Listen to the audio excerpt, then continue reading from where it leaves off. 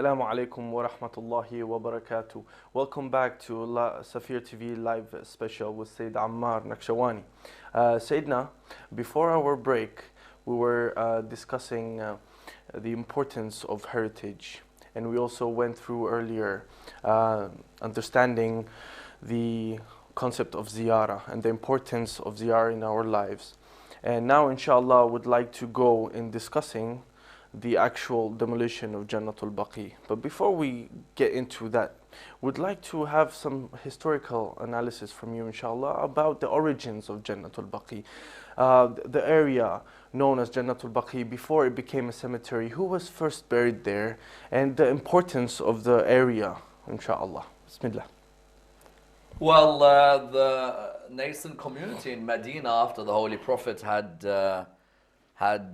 migrated from Mecca, they were obviously going to need a maqbara or a cemetery to bury their beloved ones. As in, if you look around the Muslim world today, one of the first things every Muslim community does is try to buy themselves a piece of land in order that their beloved ones are to be buried there. And so likewise, the Holy Prophet, peace be upon him, his family, there was a piece of land that he bought from two orphans. And it had these Lyceum shawi trees or boxthorn trees that were there. So they needed to build a small cemetery. The religion was not made up of millions as it is today. At that time, you're lucky if you got a couple hundred people who are members of the religion. As we saw at the Battle of Badr, how many turned up to the Battle of Badr? 313. So, at that time, you never needed this huge cemetery, but you needed to have a cemetery to bury your beloved ones. And when As'ad bin Zurara was of the nobles of Medina passed away, he was the first of the Ansar to be buried in that particular cemetery known as Jannat al Baqee. Likewise, you had from the Muhajirun, Uthman bin Mad'un, who was buried there as well. You had the daughter of the Holy Prophet, peace be upon him, his family, Ruqayya, was buried there as well. And slowly, with the battles of the religion of Islam also, where the Muslims were defending themselves, you had certain companions who may have passed away from those battles, either buried where the battle took place, or some of them may have been buried within the Baqi' cemetery. And the Holy Prophet, peace be upon him, his family, himself used to go and visit the Baqi' cemetery. His wife Aisha narrates that he had gone out on one occasion in the middle of the night. So she said that I went to spy on him to see what's he doing in the middle of the night. And she said that he noticed that I was there, and he said to me, why are you here? And she said, where have you gone? And he said, I've gone to pay my respect to those buried in Jannat al Baqee. Yes. And so he would also teach us how to recite the salutation towards those of the people buried in Jannat al Baqee. There is a particular salutation that he had recited where he's asking Allah subhanahu wa ta'ala to forgive them, and he recognizes that in a very short time he's going to be of those who will pass away as well. That aspect of how you benefit from going towards the graveyards is there. So you find that that was the history of it, and as I said, it wasn't the biggest cemetery in the world, but was expanded later on. It was expanded, the first of the expansions that takes place is by Muawiyah, son of Abu Sufyan, who expanded it because he bought the plot at the back of Jannat al Baqee. So today, if you go for Umrah or Hajj, you'll see Jannat al Baqee at the cemetery, and many think, wow, is this how it was in the time of the Holy Prophet? And actually, it was much smaller. Muawiyah bought this plot that the Jews used to own, the Jewish community of Medina, quite a prominent community. They used to own the plot behind Jannat al Baqee, and Uthman bin Affan was buried there. So Muawiyah bought it because they didn't want Uthman bin Affan to be insulted having been buried with the Jewish community. So he bought, and now there was an extension to the Baqi' cemetery. And then after that, you find some of the most prominent personalities in Islamic history. The biggest honor for them is to be buried there. So shortly after Uthman passes away, you find, only within a matter of years, Imam al-Hasan alayhi salam, the grandson of the Prophet, the master of the youth of paradise, is buried in Jannat al Baqee. And then Imam Zayn al-Abidin alayhi salam is buried in Jannat al Baqee. al-Baneen, of course, the mother of Abu al-Fadl al-Abbas and the wife of Ali ibn Abi Talib is buried in Jannat al Baqee. Abdullah, son of Ja'far al-Tayyar, husband of Sayyidah Zainab alayhi salam, is buried in Jannat al Baqee. Imam al-Baqir and Imam al-Sadiq alayhi salam. Now, Imam al-Baqir and Imam al-Sadiq, of course, occupy that prominent position, as all the Imams do, with all schools of Islam. And they're buried. Then also the famous Imam of the Maliki school, Malik bin Anas, is buried there as well. So you have notables whose honor is to be buried in Jannat al Baqee. And when you look at the pictures of Jannat al Baqee in the past, you find that there was an edifice that was erected and there's a mosque that was erected as well on top of that. We have a caller, Sayyidina. Assalamu alaikum. Hello, assalamu alaikum. Wa alaikum assalam. May we have your name, sister, and where are you calling us from? My name is Zainab Gulzar. I'm calling from Pakistan. MashaAllah. Thank you very much for calling. Would you have a question for can I Sayyid? speak to Sayed Ammar Nakshawani, please? By all means, yes. He's listening. Okay. Hello, assalamu alaikum. Alaikum assalam wa rahmatullah. Oh my God, I cannot believe that I'm actually talking to you, sir. I listen to your lectures on YouTube. Thank you. Especially during Muharram and Ramadan. Yes. I'm sorry, I'm a bit nervous right now. I just wanted to say, if you ever get an opportunity to come to Pakistan, please do not miss it, because we've got a lot of followers here in Pakistan, especially the youngsters who follow the kind of knowledge that you're giving to us, because it is completely different from what we get to hear in our majalises. And thank you so much for spreading such knowledge, and lots and lots for you and prayers for you. Thank you so much. And please pray for Parachinar. I'm from Parachinar, so you know what happens there. So please do pray for Parachinar in your majalis. Inshallah. Thank you very much, sister, for Inshallah. calling. Thank you very much, sister, for that wonderful phone call. I received many emails, from around the world, but from Pakistan, our brothers are facing and sisters are facing some severe oppression, especially in areas like Parachinar. And sometimes, you hope that some of the demonstrations we have for other countries are translated into demonstrations for our own as well. Yeah. Inshallah. Maulana, I would go back to the subject that you were talking to us about certain personalities who were honored to be buried in Jannat al Baqee because of our holy Imams. Yes, and as we had seen that Imam al-Sadiq alayhi salam, who we will remember tomorrow night's program, and his shahada, his martyrdom next week, and Malik bin Anas. So you've got these notable personalities, and that's why I think many Muslims, when they come for Hajj or Umrah, many of them don't know about the demolition of Jannat al Baqee. Many don't know. The Malikis who come from Morocco or Tunisia or Algeria have not got a clue about the destruction of these holy sites. And that's why we need to raise more awareness. And that's why Save Muslim Heritage and the likes are doing their fantastic work. The Baqi' group in America. They're trying to let more and more Muslims realize that, listen, your personalities who you revere, when you're giving a lecture, you hear Imam Malik said this, Imam al-Sadiq said this, Imam al-Hasan said this, Imam al-Amni said this. Is it right that this is the way that their heritage is treated? We've got a call on the line, Sayyidina. Assalamu alaikum. Assalamu alaikum, Sayyid. Assalamu alaikum, brother. Wa alaikum salam, brother. May we have your name and where you're calling us from, please? My name is Ahmed and I'm from London. MashaAllah, brother. Thank you very much for calling. Would you have any questions for the Sayyid? Yeah, Sayyid, my question is in regards to rebuilding our heritage. Some people argue that we won't be able to do so until the Imam comes. And we know the Imam is the man of peace, but he will be faced with resistance by people who are in power, who don't want to let go of their position.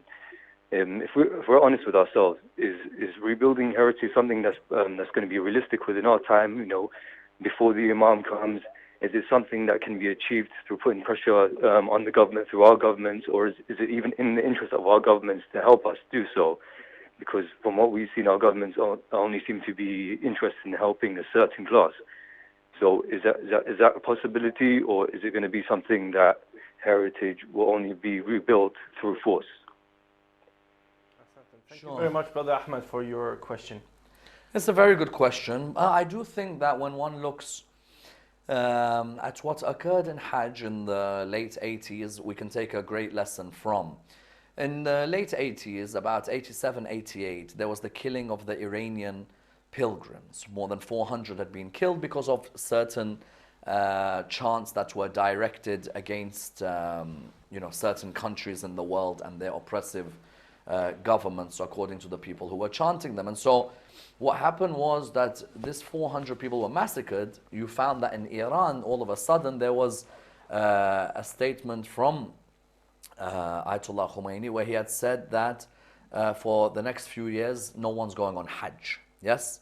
Now, who would have thought that 20 years later, we would be having Dua Kumail being recited next to Jannat al Baqee? Anyone who had been to Hajj in the late 80s would surely have never thought that Iran would be given the chance to have their pilgrims recite Dua next to Jannat al Baqee. But, through the good work of diplomatic discussions and negotiations, that was done. I'm not saying it's going to be that easy to be able to rebuild heritage. But we can start somewhere by saying stop destroying heritage. Okay, if we're not going to be able to rebuild with a grand dome or grand marble, staircase, at least let us stop the destruction of the heritage of Ahl al-Bayt and the Sahaba of Rasulullah sallallahu alayhi wa sallam. Yes. We have a caller from Pakistan. I believe it was the previous caller. Assalamu alaikum. Assalamu alaikum. Yes, Sorry, my call got cut. Sure, go ahead. Sayed Ammar, I want to, like I mentioned, I'm from Parachanar. There are a few fraction of people in Parachanar who, Nauzubillah, consider Imam Ali as, their God, and they say that it is completely okay and to bow down before, Imam Ali and Nauzubillah. So, can you please say something about that? Also, there are some fraction of people in my village who consider Sayyids very holy, and they bow down before the Sayyids, they give them their money and they kiss their hands. So I'm not a Sayyid, but there are a lot of people who have such, such a mentality, or just need to know if it's okay, or, if it's just a gesture, or is this really, an important thing to do? Sure.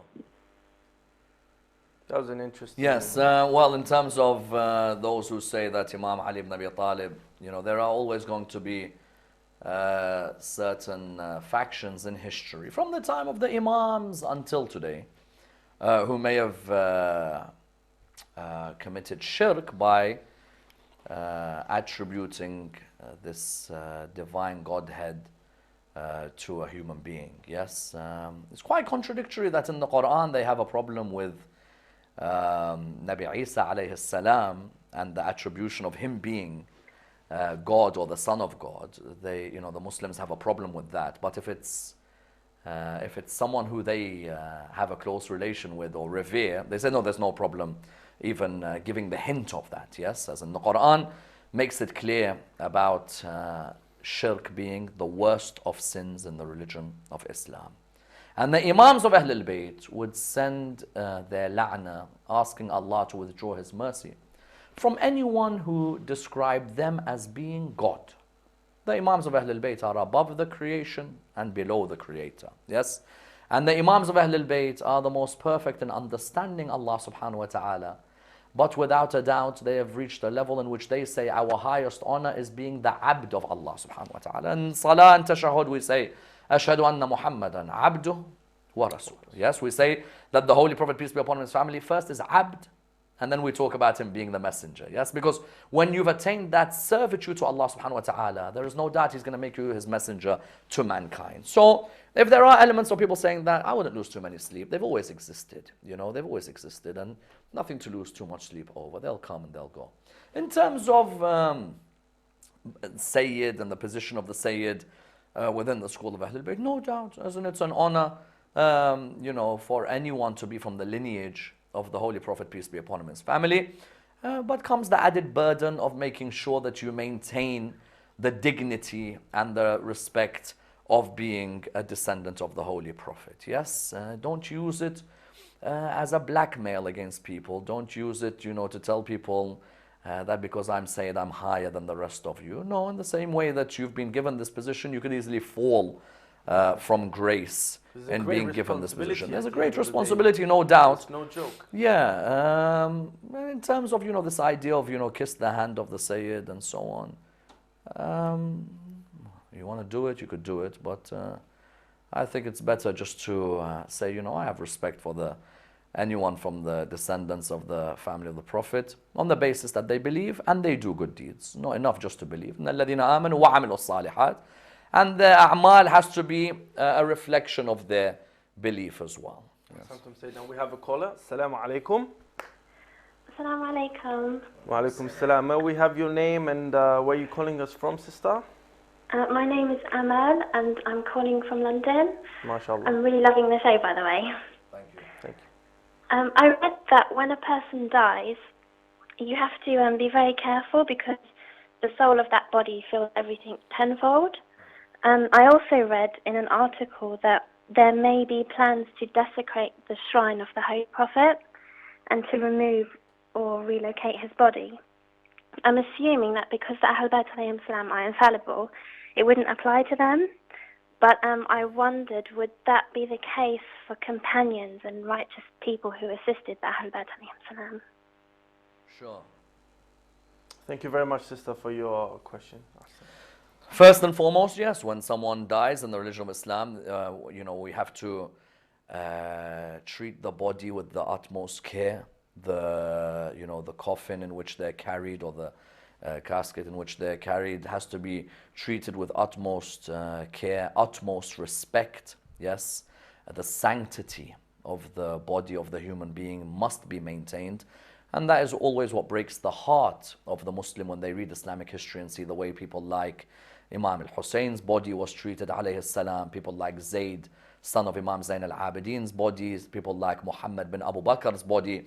Because when we read the rulings within our books of fiqh, it's very clear that, the maintaining of the washing and the shrouding and the carrying of the body and the putting it down and carrying it again and slowly lowering it to a level where the beasts of the earth are not able to devour, that body and so on. So many rulings within the books of law telling us about the respect that is meant to be shown towards, the body of the human being. Yes. So we have that without a doubt in our traditions, and you can read the sections on how you bury someone just to get even a glimpse of the amount of care that is to be taken and the prayer that is to be offered after, for example, Salat al-Isha, known as the Wahsha.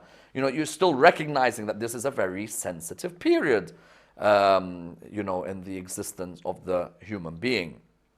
On the first level. On the second level, the sister mentioned about the exhuming, I think, of bodies when you want to.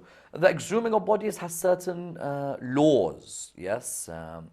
If, for example, there's not going to be harm to that body, if, for example, that body was to be used for particular tests in relation to the killing of that body, if, for example, it's in a usurped area, if, for example, it is in a graveyard not belonging to the Muslims, yes. There's a number of laws which have to be understood before a person can take out a body to put it in another area. And if those laws are applied, then it's up to the jurors to give their verdict on the issue. Well said, Sayyidina. We have another caller. Assalamu alaikum. Assalamu alaikum, brothers. Wa alaikum assalam. Dear sister, may we have your name and where you're calling us from? Sure, I'm from London.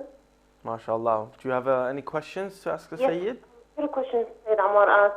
Sayyid. I have a salam. question about the ban of women can't enter the Jannat al Baqee. Obviously, a female trying to convince the rulers or the lawmakers in that country to let women in is probably a dream, let alone a Shia female. Do you think we can do something with our brothers and sisters from other schools in Islam to perhaps unite and do something as in like lobby or anything else to convince them? And do you think it's been done before? I'm guessing not successful, obviously, but do you think there's any hope for that? Sure. Well, you have to understand that the ruling authority is in in Saudi Arabia have their own, legal stroke theological beliefs, and they find that it's not recommended to allow women to visit Jannat al Baqee. Why? What's their excuse? Well, the number of different angles why they say that, although it beggars the question that if Fatima, daughter of Muhammad sallallahu alaihi wa alihi, if she found a problem, why would she continuously be going to the grave of her father if there's an issue of woman? And until today, we see many of our family members, many of our friends, when their father passes away, women go to the to the maqbara and they'll sit by the grave and recite a surah Fatiha and so on. I think one of the answers is that there's a fear that women will begin to wail and lose their emotion in the middle of men, and and it'll become quite a scene. So it's better that they just send their salutations from afar. You got to remember, if the greatest woman to have ever lived in this religion, being Fatima al-Zahra alayhi salam, was silenced by the people of Medina when she would show grief, then what do you expect? What do you expect? The same Medina, and sadly the same bigoted mentality that has no heart in this religion. Hence, you could tell by the fact that they have no spirituality or supplications in their school whatsoever. Yes, in contrast to your Imam Ali ibn Abi Talib alayhi salam and your Zayn al-Abidins alayhi salam. So without that, they don't want to see an expression of grief. They don't want to see these women wailing, and they'll work their hardest to say that just come to this graveyard, act like a robot, and go home. That the very heart of of the religion of Islam, literally and metaphorically, they want to, get rid. And so when our sisters are saying, is there any ways in which we can, firstly, I would say to the sisters, listen, if you want to go, you can visit in Egypt, Sayyida Nafisa, Sayyida Zainab, Sayyidina Imam al-Hussein, as they would call the mosque over there. They don't have a problem with sisters visiting. Sayyida Zainab alayhi salam, I know many of my Sunni and Shia friends who would go to visit Sayyida Zainab alayhi salam. They would allow you in the woman's side to go and visit the grave of Sayyida Zainab alayhi salam. But sadly, I suppose the legal system of that country has dictated that, we don't want to see women wailing and screaming and all of a sudden losing their senses when they're in these graves. So it's better that they all stand outside. Once again, I will repeat, the same countries that have worked to diplomatically reach, negotiations of allowing du'as to be recited, when in the past they weren't allowed. Maybe the same countries or your own country can lobby for you to have a private group or a private, let's say an entourage of a particular public figure where he's allowed to take his wives in for that period. Maybe that can be diplomatically discussed. Yes. Ahsantum Sayyidina. We have another caller. Assalamu alaikum. Wa alaikum assalam. May we have your name and where you're calling us from, please? Yes, I'm calling from London. MashaAllah. And it's great to see Sayed back in the UK. Thank you so much. And Yes, I highly respect his knowledge, mashallah. Thank you. And a very intellectual person. I have a small question, just a short one. Sure. Regarding the Yzma of Al-Baqi al-Islam. Now, some of the Marajas who wanted to have stipulated that an individual is capable of reaching the Yzma of the Al-Baqi al-Islam. So just want to get Sayyid's clarification on that. What's his view on this? I've just been contemplating this for a while, and just to get his thoughts on this. I know it's a side issue, but if you can answer it at some point.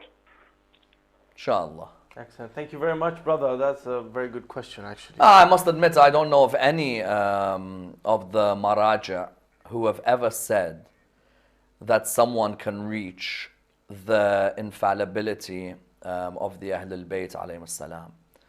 There is no way anyone is able to reach the level of understanding Allah subhanahu wa ta'ala, understanding the consequence of every act that they're performing, and the recognition and consciousness of God's presence like the Holy Prophet and his family.